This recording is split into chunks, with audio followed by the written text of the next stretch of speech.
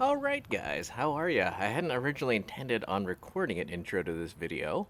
I was originally just going to record it and upload it straight. However, it is my very first attempt at attempting to integrate Skype and a recording software together so that I can basically just upload these straight to YouTube. Unfortunately, there was I want to say it was just like a Skype issue with my guest. So, or it could have been a mixer issue on my end. I'm not really sure. But basically, my audio came out normal and his audio came out super soft. So, but there is a lot of good information in this show. So hopefully you'll stick with it and listen. Because I can only turn up his audio so much before there's like an insane amount of hissing. Anyway, sorry about that. And hopefully this will get better in the future. Because, I feel like, this is a lot more fun for me than, like, spending 2 weeks editing every video. Which is what I had been doing. Anyway, see you guys in the future.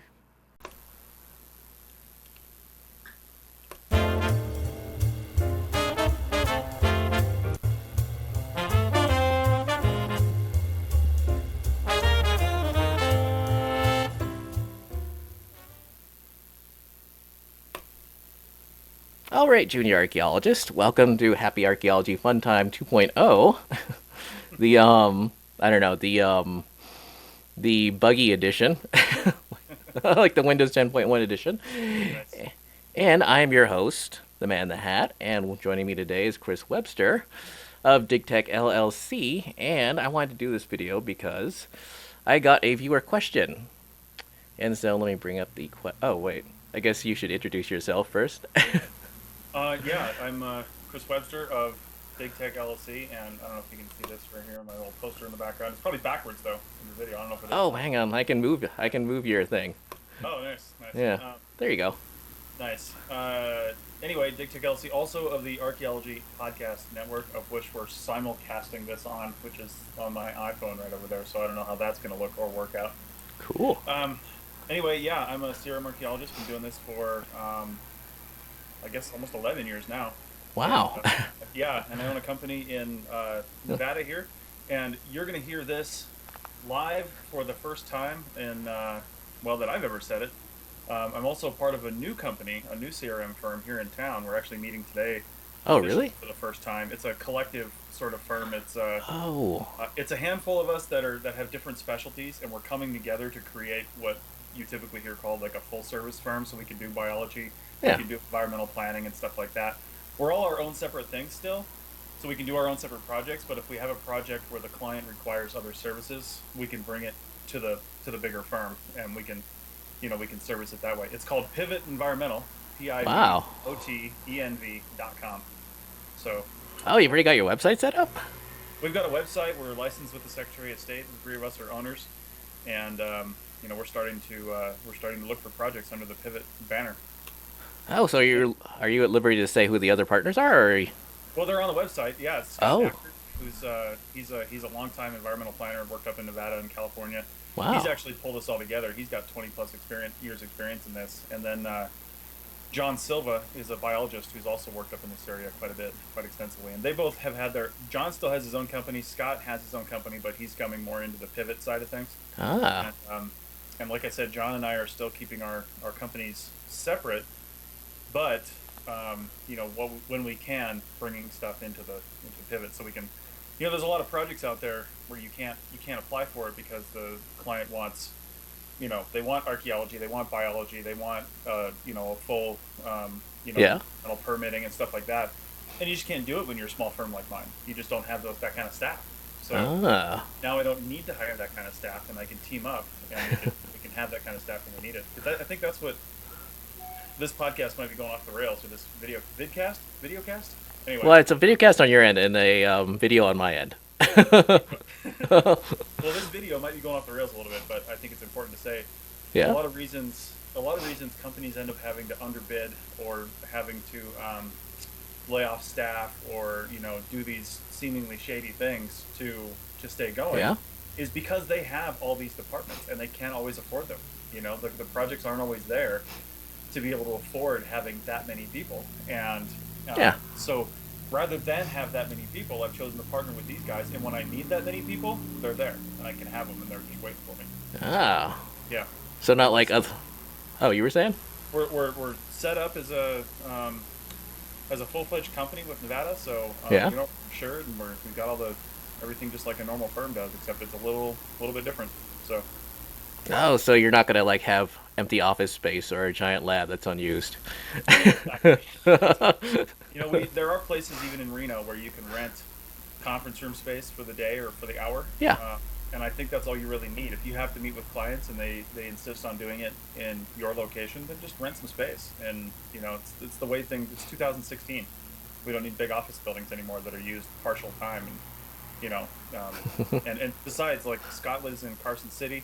I'm not Ah. even sure where John lives, and I live up here in Sparks, and we don't need to commute and increase our carbon footprint and do all those things to go to some stupid office Yeah. when we can do everything from our computers. So Well, it's like this video, exactly, exactly. and I don't even have to edit. Well, You're all the way on the other side of Reno. yeah. Which isn't exactly like a long way away, but whatever.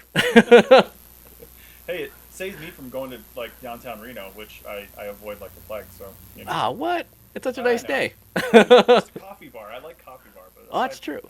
All right, so All right, so let me bring up the Evernote so we can get going with the show. So basically, I was going. I don't really check. I'm not gonna lie. I don't check my YouTube a lot. hmm But I want to say 2+ weeks ago, a person we'll call Cody because that's his first name sent me a YouTube comment, and I really wanted to answer it because I don't know. It was like my first viewer comment that wasn't like this sucks. YouTube comments. I know, like someone like the other comment right before him was like, "This is of no use to me," and like, Nice. great. Nice. So little use. They took the time to log in and leave a comment. I know. Yeah. Oh God.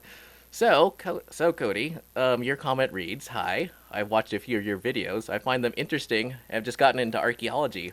Although I'm only a junior in high school, I was hoping you could help me out with some advice. I don't know much about archaeology, but I'm very interested in it. What would you recommend? Let's see, how would you recommend me going about this? School, stuff like that. I am a lower middle class American, so it'd have to be in a decent price range, but it has become a dream of mine to become an archaeologist. Any help would be appreciated." Okay. Yeah. Well, junior in high school, I would definitely start by saying keep your options open. Hell yeah. Because I mean, when I was a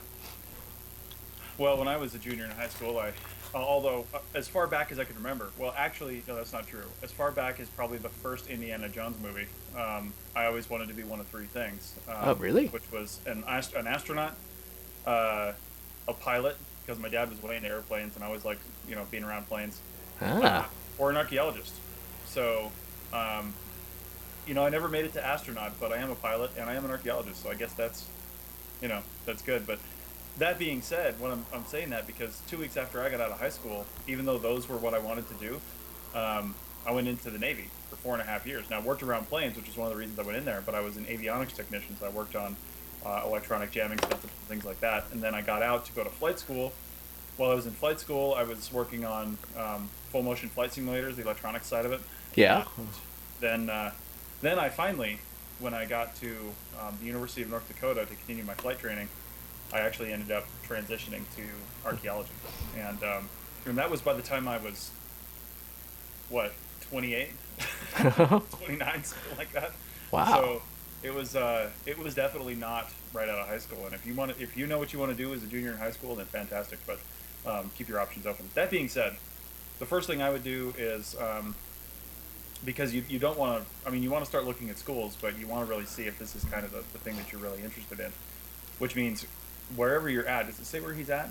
No, it's a YouTube comment, so. Okay, well, I would say look up some local archaeological societies. Maybe even start on the State Historic Preservation website. Just type in whatever state you're in State Historic Preservation. And the Forest Service has, what was it, Partners in Time, I think?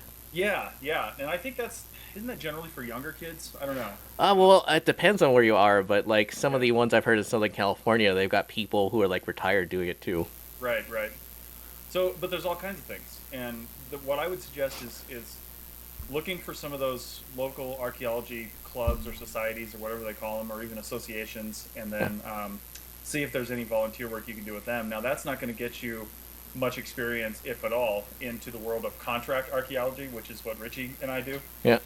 And you know, that's a whole different deal than the TV archaeology you see, which is generally what you're going to experience with these smaller groups, the digs that they go on. So you can send an email to SHPO, which is the State Historic Preservation Officer, and ask about different firms that work in your area, because they're hard to find on Google.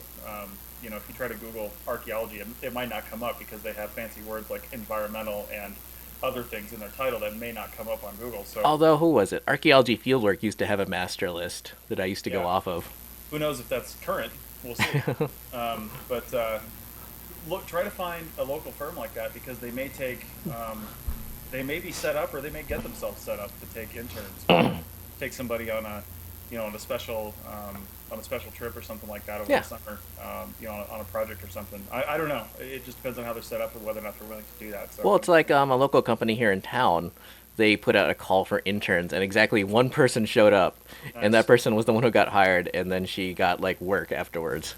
Well, and I don't know if you're talking about the same place, but the place Richie and I worked at together last, besides my company, the other company, we had what, 3 or 4, maybe 5 interns in the lab. Yeah. Yeah. So it's not unheard of. Now, if True. you want to get a real experience into how CRM archaeology is, you're going to want to get in the field at some point with them.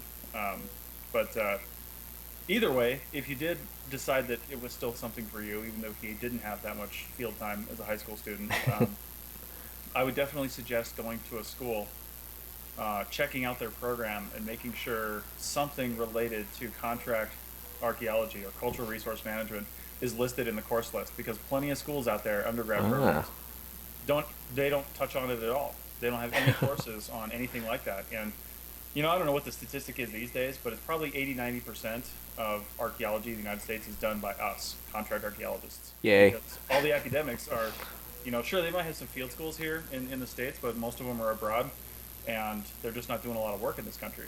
We're doing all of it. So, now that being said, if you want to be an Egyptologist or a Mayan archaeologist or something like that, then you're going to have to find an appropriate program for that. But if you don't, if you want to stay, on a budget like you mentioned, and you can't find any schools in your area that specifically mention cultural resource management in their list, maybe send them a request to see if they do touch on that in any of their classes. And then, if you still come up dry, just go to a state school with an anthropology program, get your degree, and then get out and work. Okay, that's all you need. Get your degree, attend a field school while you're there, and get out and work. I mean, you can go to a state school for probably less than $3,000 a year. You can also volunteer at field schools, because I remember one summer I volunteered at a field school put on by Berkeley at the Presidio in San Francisco. Yeah, Yeah, and I got to work with an archaeologist who would go on to be one of those people, who actually books and stuff. Yeah. that's pretty Eh, awesome. I mean, it was a field school, so some of the students were pissed off that I was just volunteering, but Well, that's a good plan too. You can do that. So, yeah. I would also say, once you get your degree, even if it's tempting, you might have an offer, or you might something like that. Try to do a year or two worth of work before you go into your master's degree, if that's your plan. Oh, Um, yeah. because so many people try to go straight into a master's degree and it just doesn't work out for them. It does work out for some people. If you're happen to be in the southeast, that's the general route. People just go straight into a master's degree and then right into project manager. They're like 25 years old, never really done anything in their life, and they're project managers. So that's just the way they do it there. If you come out west, or if you live out west, or even really the Midwest, it just doesn't work that way. You can have a master's degree and you're still going to be a field tech for a while. So yeah, and if you do go for a master's degree, and this is a few years down the road for you, there's definitely right now some really good CRM master's programs out there. Sonoma State's got one. Yeah. There's an online university. Well, it's kind of online. You can do a lot of it online, and you have to go there for part of it. But Adams State, we interviewed them on the CRM archaeology podcast. Wait, they're out of Colorado, right? Or No, were they? I don't think. I want to say it's like Indiana or something like that. Is that the one where I don't want to say his name, but that person I always see all the time, Archeo Field Techs, the one who did the what was it? His name is also Chris. I'm not Oh gonna say yeah, his last name. yeah. Yeah. I think he's going there. Yeah. Ah. Yeah.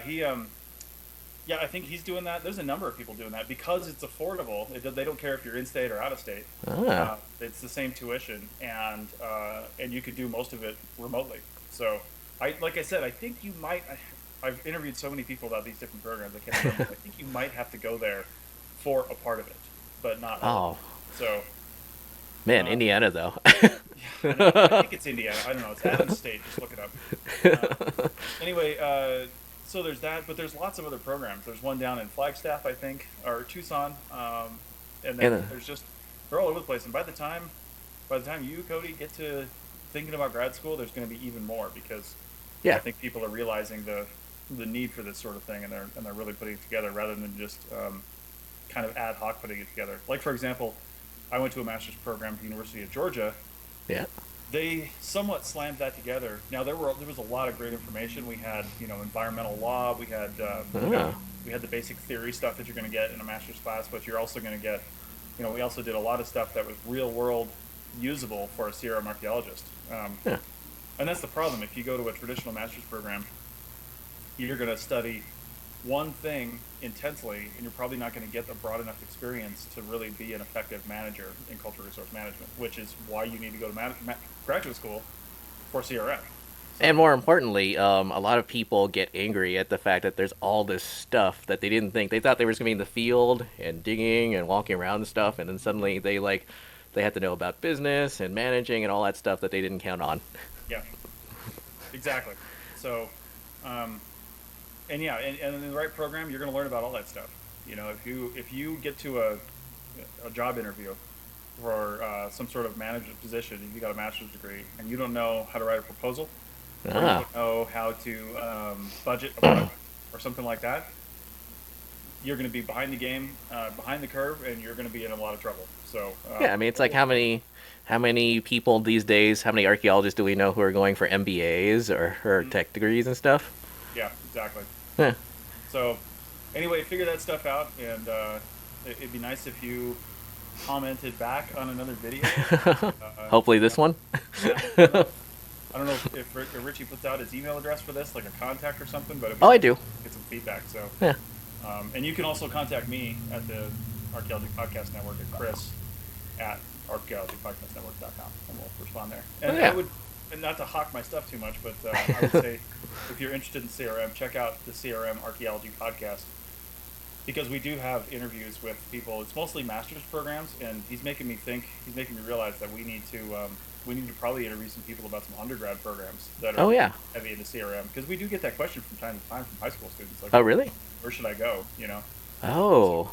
So it's something I hadn't really even thought about until just now. And of course, I'm not sure if you've heard about the field school. The school that sponsored my field school also started up a master's degree in CRM, which I thought was super interesting. Nice, that's pretty cool. Yeah, I'm not sure if you interviewed them yet, since you literally I know you've done 6, 7 schools. Something like that. Yeah, I don't know. Yeah. Yeah. Cool. Yeah, that's pretty much all I've got. Yeah, that's all I've got too. Okay. Volunteer, go to school, stuff like that. Mm-hmm. All right, so I guess in conclusion, hopefully this video wasn't too rambly or filled with tech difficulties, because this is literally the first time I've tried to integrate Skype and use this recording program. And this is literally going straight up the internet after this. That way I'm not too far behind Chris in his live streaming. Nice. Alrighty, so guys, thanks for watching. I've been your host, the Man in the Hat. This has been Chris Webster, my guest again. Like my first guest for my first old-fashioned way of doing it, and now my first guest for my new way of doing it, which hopefully isn't too terrible to watch. Alright, and now I'm gonna go to the outro.